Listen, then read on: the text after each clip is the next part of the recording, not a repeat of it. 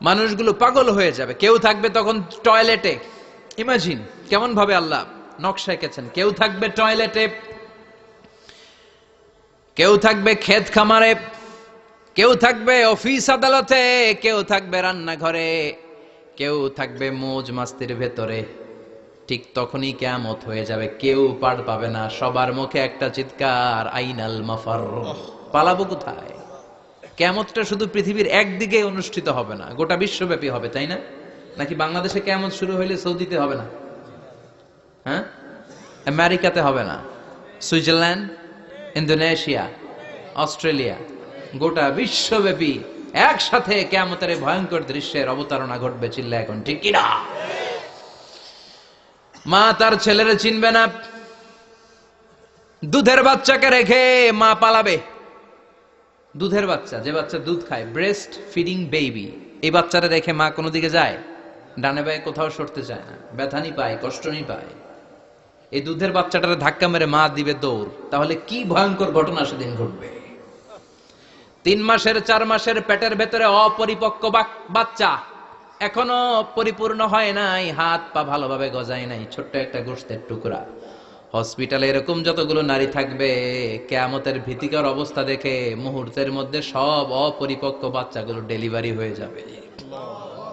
এক ধাক্কায় 3 মাসের বাচ্চাটার হাত পা গজায় নাই এখনো ঠিক মতো, এক ধাক্কায়, এক ভূকম্পনে, এক কাঁপুনির চোটে পেটের সব বাচ্চাগুলো খালাস হয়ে যাবে, ডাক্তার ছাড়া, ইনজেকশন ছাড়া। আল্লাহ বললেন সেদিনটার নাম হলো আল কারিআহ।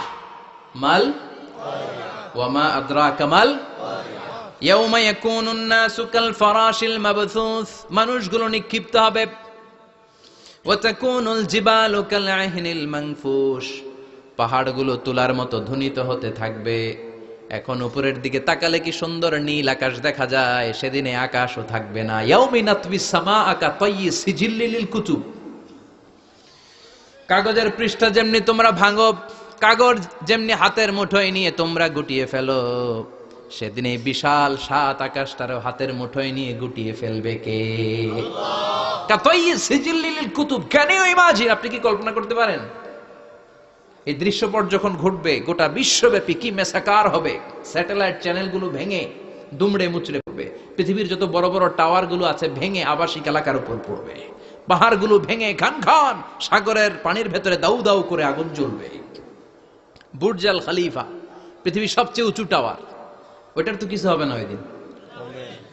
কি হবে?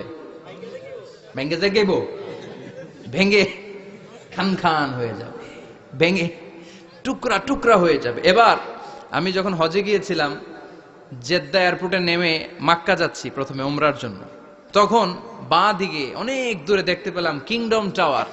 এটার কাজ চলতেছে, আগামী বছর, এই বছর অথবা আগামী বছর এটার খুলে দিবে। এটা বুর্জ আল খলিফা থেকে আরো উঁচু। বুর্জ আল খলিফা 818 মিটার উঁচু, আর এই কিংডম টাওয়ার 1000 মিটার উঁচু, মানে 1 কিলোমিটার উঁচু। কিয়ামতের ওই ঝাঁকুনি আর ভূমিকম্পের সময় এগুলো টিকবে একটাও? আরো যে টাওয়ার গুলো আছে, সাংহাই টাওয়ার,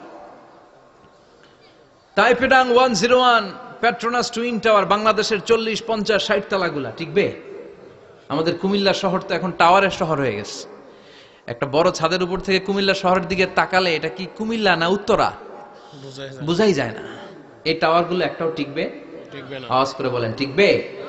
সে কথাই আল্লাহ বললেন আল কারিআতু মাল কারিআতু ওয়া মা আদরাকা মাল কারিআ ইয়াউমা ইয়াকুনুন নাসু কাল ফারাশিল মাবথুস ওয়া তাকুনুল জিবালু কাল আহিনিল মানফুশ। কি দৃশ্য আল্লাহ আঁকলেন!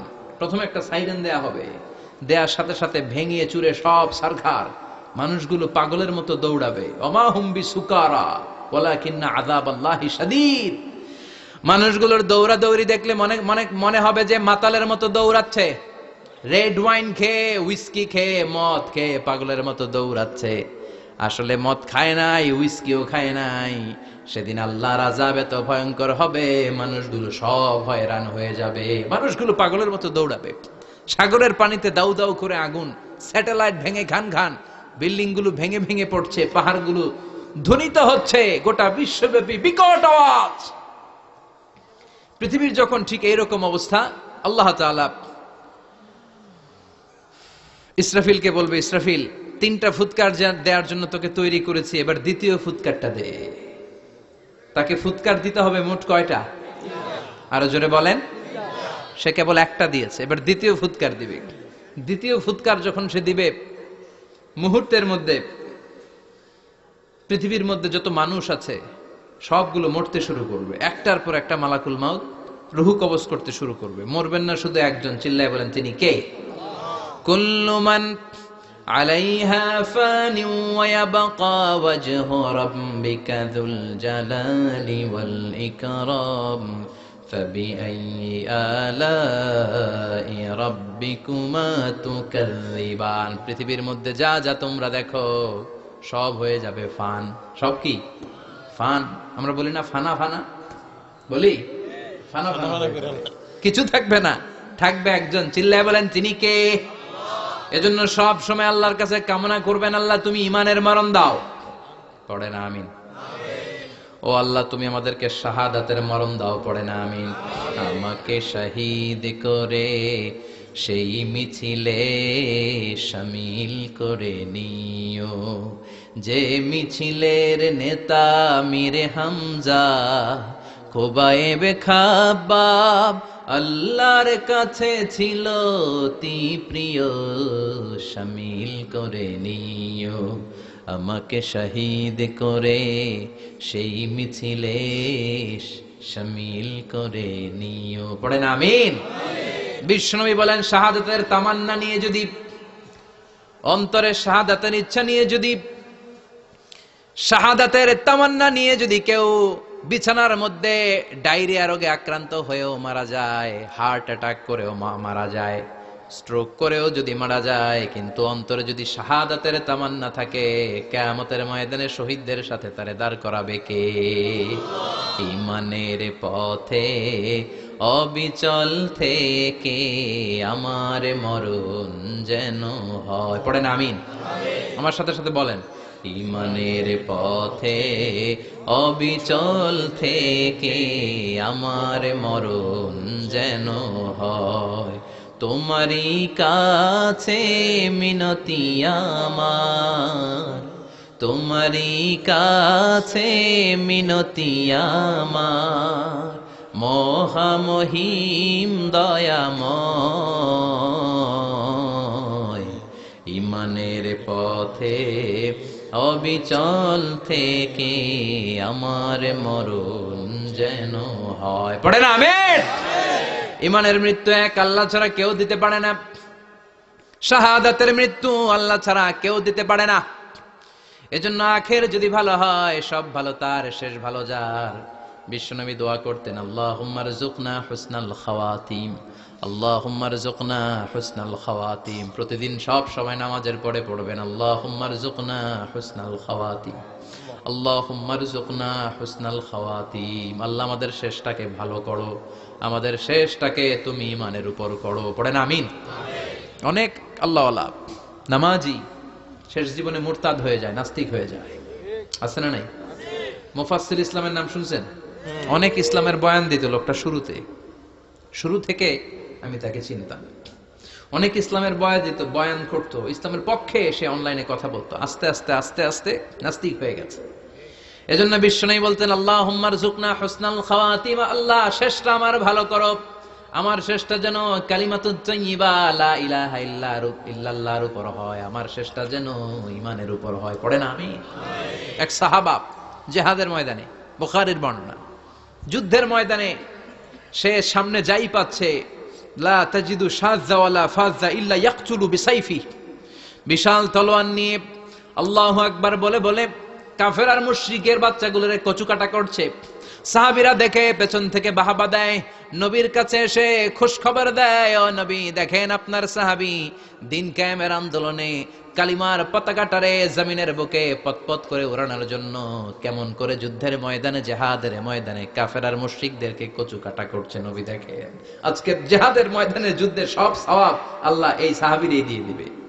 বিশ্বনবী বললেন, হুয়া ফিন্নার, সে জাহান্নামে যাবে।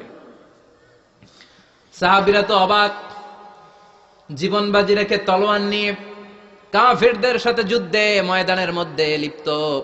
একটার পর একটা কাফের গুলোরে হত্যা করে জাহান্নামের মেহমান করে পাঠিয়ে দিচ্ছে। এই লোকটা কেমন করে জাহান্নামী হয়?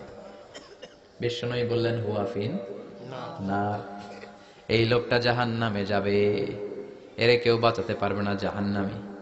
এক সাহাবী মনে মনে বলল, এই লোকটা কেমন করে জাহান্নামী হয়, আমি তার পেছনে পেছনে দেখবো তার শেষ পর্যন্ত কি ঘটে, কারণ নবী যা বলে এটা তো কোনোদিন মিথ্যা হতে পারে।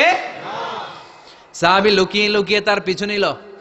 দেখলো যুদ্ধ করতে করতে জিহাদের ময়দানে শত্রুদের মাঝখানে ঘাটির ভেতরে সে মারতে মারতে চলে গিয়েছে। মারতে মারতে কাফেরদের মাঝখানে এমন জায়গায় চলে গিয়েছে, চারদিক থেকে কাফেররা তাকে ঘেরাও দিয়ে ফেলেছে। এবার আর সে পারে না। দীর্ঘ সময় যুদ্ধ করতে করতে এবার ক্লান্ত শ্রান্ত, এবার নিজেও মারে আবার মাইরও খায়, মারে আবার মাইরও খায়। খেতে খেতে হঠাৎ এক কাফেরের তলোয়ারের আঘাতে তার ডান হাত নাই, এক কোপে ডান হাতটা জমিনে পড়ে গিয়েছে, ফিনকে দিয়ে রক্ত, ব্লিডিং হতে হতে, রক্তপাত হতে হতে সাহাবী নিস্তেজ, আর পারে না, আর সহ্য করতে পারে না। শাহাদাতের জন্য অল্প একটু দেরি, এই অল্প একটু দেরি সাহাবীর আর সহ্য হয় নাই। ওই সাহাবী নিজের তলোয়ারটা জমিনের মধ্যে গেড়ে তলোয়ারের উপরে ঝাঁপিয়ে পড়েছে। তলোয়ারের এক মাথা পেটের এইখান দিয়ে ঢুকে পিঠের ওই পাশ দিয়ে বের হয়েছে। যে সাহাবী পেছন থেকে ফলো করেছে সে বলে আশহাদু আন্না মুহাম্মাদ রাসূলুল্লাহ, আল্লাহু আকবার। দৌড়ে এসে নবীর কাছে বলে, ও নবী, আপনি যে নবী, শেষ নবী, আখিরি জামানার পয়গম্বর, আপনি যে বিশ্ব নবী, কোনো সন্দেহ নাই। আমি নিজ চোখে চাক্ষুষ দেখে এসেছি আপনার ওই সাহাবা আত্মহত্যা করে দুনিয়া থেকে বিদায় হয়েছে। এজন্য শেষটা কার, শেষটা কিভাবে যায় আমরা জানি। এজন্য আল্লাহর কাছে আমরা ফরিয়াদ করি আমাদের মৃত্যু যেন ঈমানের মৃত্যু হয়। আমিন পড়েন, আর জোরে পড়েন আমিন। দ্বিতীয় ফুৎকার দেওয়ার সাথে সাথে আল্লাহ মালাকুল মাউতকে বলবে, ও মালাকুল মাউত, পৃথিবীর সব মানুষগুলোর রূহ কবজ কর। সব মানুষের রূহ কবজ হয়ে যাবে, সব জিনদের রূহ কবজ কর, সব জিনদের রূহ কবজ হয়ে যাবে। এবার সব ফেরেশতাদের রূহ কবজ কর, সব ফেরেশতাদের রূহ কবজ হয়ে যাবে। আল্লাহ বলবেন আখবিরনি মাইয়াবকা, আর কে কে বেঁচে আছে বল। মালাকুল মাউত বলবে, আল্লাহ মানুষগুলো সব শেষ, জিনগুলো শেষ, ফেরেশতাগুলো শেষ, শুধুমাত্র 4 জন বড় বড় ফেরেশতা এখনো মরে নাই। আল্লাহ বলবে, যা জিব্রাইল, মিকাইল, ইসরাফিল, যে ইসরাফিলের ফুৎকারে কিয়ামত হয়েছে ওই ইসরাফিলকেও শেষ করে ফেল। জিব্রাইল, ইসরাফিল, মিকাইল সব শেষ। এবার মহাবিশ্বে কেউ নাই। আল্লাহ বলবেন আখবিরনি মাইয়াবকা, ও মালাকুল মাউত আজরাইল, এবার কে আছে? কই কেউ নাই, সব শেষ। কেউ আছে? কেউ নাই, সব শেষ। আছে শুধু আল্লাহ আর মালাকুল মাউত, ঠিক কি না? আল্লাহ বলবে আখবিরনি মাইয়াবকা, ও মালাকুল মাউত আমারে বল কে আছে? কয় আমি আছি। কয় তুই মর। আমি আছি, আমি। আল্লাহ বলবে তাহলে এবার তুই মর। তুই মর শোনার সাথে সাথে মালাকুল মাউতের কাঁপুনি ছুটে যাবে, খিচুনি ছুটে যাবে, ভয় ভয়ে খিচুনি ছুটে যাবে, কারণ মৃত্যুটা তো সে দেখেছে। দুইটা সিস্টেমে মালাকুল মাউত রূহ কবজ করে। আপনারা যারা আল্লাহওয়ালা, আপনাদের মাথার সামনে এসে একটা যুবক, সুশ্রী, যত সুন্দর হতে পারে একজন মানুষ, এরকম একজন মানুষের চেহারায় আসবে আপনাদের কাছে। এসে সুগন্ধি পারফিউম মাখা সাদা ধবধবে কাপড় পরে এসে আপনার শিওরে বসবে। এসে খুবই বিনয়ের সাথে, ভদ্রতার সাথে বলবে, ইয়া আইয়াতুহান নাফসুল মুতমাইন্না, ইয়া আইয়াতুহান নাফসুল মুতমাইন্না, ইয়া আইয়াতুহান নাফসুত তাইয়্যিবা, হে পবিত্র আত্মা বেরোয় আয়। বলার সাথে সাথে আপনার রুহটা স্মুথলি বের হয়ে যাবে। ইয়াতি বিহানুত মিন হানুতিল জান্নাহ, কাফান মিন আকফানিল জান্নাহ, জান্নাতের হানুতে করে কাফনের মধ্যে পেঁচিয়ে আপনার রুহটারে মালাকুল মাউত ইল্লিনে নিয়ে যাবে। আল্লাহ আমাদের সবার নসিবে এই ঘটনা তুমি জারি করে দিও, আমিন। আর যারা ইসলাম মানে নাই, কোরআন মানে নাই, বিশ্ব নবীরা মানে নাই, তাদের সামনে কুৎসিত আকৃতির একটা ভয়ঙ্কর চেহারা নিয়ে আসবে। বিআকবাহি মা ইয়াকুন, হাদিসে এসেছে, যত খারাপ হতে পারে একজন মানুষের চেহারা, যত দুর্গন্ধযুক্ত হতে পারে একজন মানুষের দেহ, বিদঘুটে ভয়ঙ্কর রাক্ষসে এক চেহারা নিয়ে আসবে। মুমিনের সামনে এসে যেমনি ভদ্রভাবে বসে যায়, সে এরকম আসবে না, সে ত্রাস সৃষ্টি করবে। ডাকাত যখন আপনার অ্যাটাক করে এমন ত্রাস সৃষ্টি করবে, কোপ মেরে আঘাত করে আপনি ভয়ে সব দিয়ে দিবেন। ওনারা দেখলে আপনার পিলে চমকে যাবে।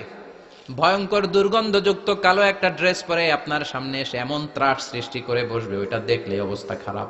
চিৎকার দিয়ে ধমকাবে আর বলবে, ইয়া আইয়াতুহান নাফসুল খাবিসা, হে পাপাত্তা বেরোয় আয় ইলা গাদাবিল্লাহ, আল্লাহর ক্ষোভ, আল্লাহর রাগের দিকে তুই বের হয়ে আয়। মুমিনের আত্মাটা যেমনি স্মুথলি বের হয়ে এসেছে, কাফেরের আত্মাটা বলার সাথে সাথে বেরোতে চাইবে না। আত্মাটা একবার ডানে দৌড়, একবার বায়ে দৌড়, একবার সামনে দৌড়, আর একবার পিছনে দৌড়। এবার মালাকুল মাউত আরো হিংস্র হয়ে যাবে, পা থেকে টান মেরে সারা দেহ থেকে খিচুনি দিয়ে পুরো দেহটারে চাপতে চাপতে জীবিত একটা ছাগলের চামড়া জীবিত অবস্থায় তার দেহ থেকে উল্টো দিকে টেনে টেনে বের করলে যেমন কষ্ট হয়, একজন কাফেরের রুহু দেহ থেকে টেনে হিচড়ে মালাকুল মাউত বের করে ফেলবে। এজন্য আল্লাহর কাছে আমরা চাই, ঈমানের পথে অবিচল থেকে আমার মরণ যেন হয়। প্রতিদিন পড়বেন এটা দোয়া। ঈমানের পথে থেকে যেন আমাদের মৃত্যু হয়, পড়েন আমিন। মালাকুল মাউত এই দৃশ্যগুলো নিজেই ঘটিয়েছে, তার জানা আছে মৃত্যুর কত কষ্ট। আল্লাহ বলবেন মর, বলার সাথে সাথে কাঁপুনি ছুটে যাবে। আল্লাহ বলবেন কেঁপে লাভ নাই, মর, মরতে হবেই, কারণ কুল্লু নাফসিন, everyone has to take the test of death. সবাইকে মৃত্যু নিতে হবে, গ্রহণ করতে হবে স্বাদ। The most certain thing in our life is death, but the most uncertain thing in our life is the time of death. আমাদের জীবনের সবচাইতে সুনিশ্চিত বিষয় হচ্ছে যে আমরা মরবো, এটা আমরা সবাই জানি না, কিন্তু সবচাইতে অনিশ্চিত বিষয় হচ্ছে যে আমরা কখন মরবো, এটা আমরা কেউ জানি না। জানি মালাকুল মাউত কাঁপতে থাকবে। আল্লাহ বলবেন জান্নাত এবং জাহান্নামের মাঝ বরাবর একটা জায়গা আছে, আল আরাফ, ওইখানে দাঁড়া। ওইখানে দাঁড়িয়ে মালাকুল মাউত বিকট একটা চিৎকার দিয়ে সারা পৃথিবীর মানুষগুলো, ফেরেশতাগুলো যেমনি দুনিয়া থেকে বিদায় হয়েছে, মালাকুল মাউত তখন বিদায় হয়ে যাবে। সেদিন বিকট একটা চিৎকার মেরে তিনি বিদায় হবেন। বিশ্বনবী বলেন মালাকুল মাউতের মরণের সময় সেই চিৎকারটা ওই দিন এত ভয়ঙ্কর হবে, দুনিয়াতে যদি তখন মানুষ থাকতো, কিয়ামত ঘটানোর জন্য আলাদা করে ইসরাফিলের সিংগায় ফুৎকার দেওয়ার আর দরকার হতো না। মালাকুল মাউতের মরণের কষ্টের ওই চিৎকারের আওয়াজ শুনলে মানুষগুলো সব কানের পর্দা ফেটে জমিনের মধ্যে তখনই লাশ হয়ে পড়ে যেত। মালাকুল মাউত এখন আর নাই, ডানে বায়ে সামনে পেছনে কেউ নাই, একজন ছাড়া, তিনি কে? আল্লাহ তখন বলবেন ইয়া আরদু আইনা নাহারুকে, পৃথিবী তোর নদীগুলো কই, বিল্ডিং গুলো কই, রাজা বাদশা গুলো কই, পৃথিবীর নাজ নেয়ামত কই, ভোগের দুনিয়া আজকে কোথায়, অহংকার দাপট আর ক্ষমতার বড়াই আজকে কোথায়? লিমানিল মুলকুল ইয়াউম, who belongs the kingdom today, আজকে ক্ষমতা কার? চিল্লায় বলেন তো, সেদিন ক্ষমতা হবে কার? আল্লাহ।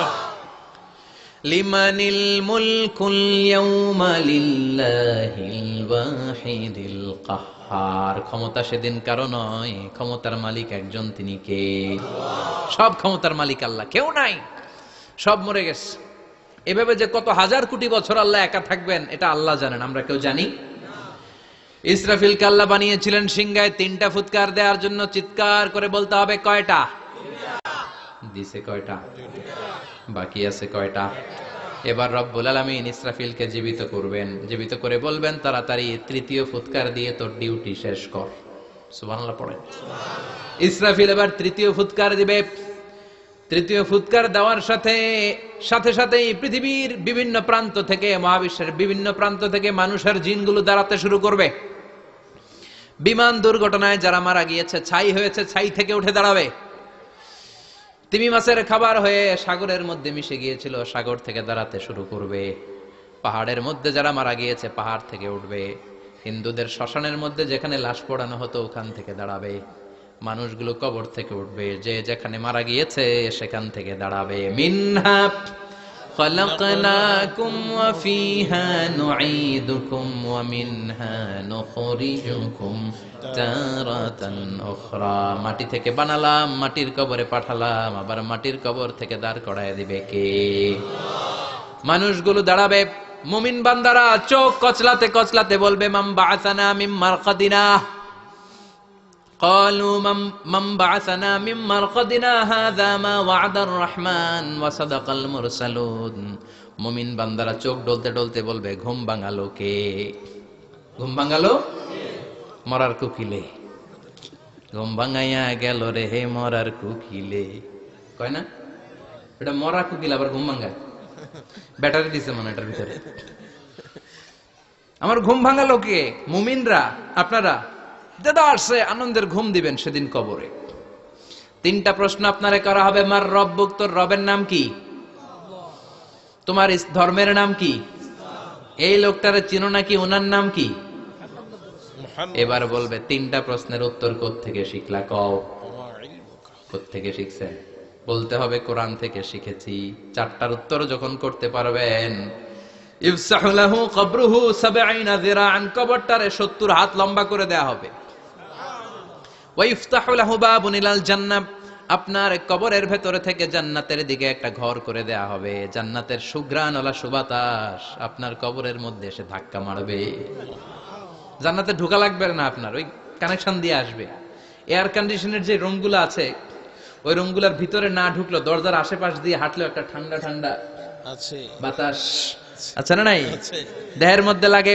জান্নাতে আপনার ঢোকা লাগবে না, কবরের মধ্যে শুয়ে শুয়ে জান্নাতের সুবাতাস পাবেন। এবার বলবে ফায়ুলবাসু লিবাসু আহলিল জান্নাহ, জান্নাত থেকে আনা 2টা জান্নাতি সেট পোশাক আপনারে পরিয়ে দেয়া হবে। আল্লাহু আকবার। এবার আপনারে বলা হবে আহলান ওয়া সাহলান, কংগ্রেচুলেশন, খোশামদেদ, তোমার জন্য কংগ্রেচুলেশন, সুস্বাগতম।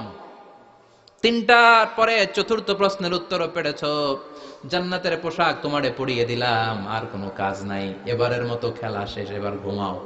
কি করো? কথা বলেন। ঘুমাও। নাম কানাউমিল আরুস, বাসর রাতে বর যেমনি কনেকে নিয়ে শান্তির ঘুম দেয়, এরকম ঘুম দাও। তোমার ঘুম কেউ ভাঙাতে পারবে না, ইসরাফিলের 3 নাম্বার ফুৎকার ছাড়া। সুবহানাল্লাহ পড়বেন না? সেই ঘুম ভেঙে যাবে, চোখ ডলতে ডলতে বলবে মান বাআসানা মিন মারকাদিনা হাযা মা ওয়া'দার রহমান ওয়া সাদাকাল মুরসালুন। চোখ ডলতে ডলতে বলবে কে আমাদের ঘুম ভাঙালো? ফেরেশতারা বলবে হাযা মা ওয়া'দার রহমান, এটা সেই দিন যেদিনের ওয়াদা দিয়েছে কে? আল্লাহ। আজকের দিনটা হলো ফাইনাল দিন, আজকের খেলাটা হবে ফাইনাল খেলা, দ্য ফাইনাল ডে। আজকে বিচারের দিন। ওই যে শুনছিলা জাররা জাররা বিচার হবে, ওই বিচার আজকে অনুষ্ঠিত হবে। পৃথিবীর বুকে যে বিচারগুলো হয় নাই, সেদিন ওই বিচারগুলো করবে কে? আল্লাহ। পৃথিবীর বুকে যে ধর্ষণের বিচার হয় নাই, ওই দিন ওই ধর্ষণের বিচার আছে না নাই? পৃথিবীর বুকে যে অন্যায় ভাবে বিচার বহির্ভূত হত্যাগুলো করা হয়েছে, ক্রস ফায়ার গুলো দেয়া হয়েছে, গুম করা হয়েছে, খুন করা হয়েছে, সেদিন এই বিচারগুলো আছে না নাই? পৃথিবীর বুকে জুলুম করে একজনের জমি আরেকজন মাইরা খাইছে, ওনার দাপট ছিল, ওনার উপরে কোনো কথা ছিল না গ্রামে, কিন্তু কিয়ামতের ওই কঠিন দিনে এগুলোর বিচার আছে না নাই? বিচার যদি না থাকতো, all the worldly life it's a joke. বিচার না থাকলে পৃথিবীটা এটা একটা জোক, এটা একটা খেলাধুলা। অবশ্যই বিচার থাকতে হবে, বিচারের কাঠগড়ায় তোমাকে দাঁড়াতে হবে। চিল্লা এখন ঠিক কিনা?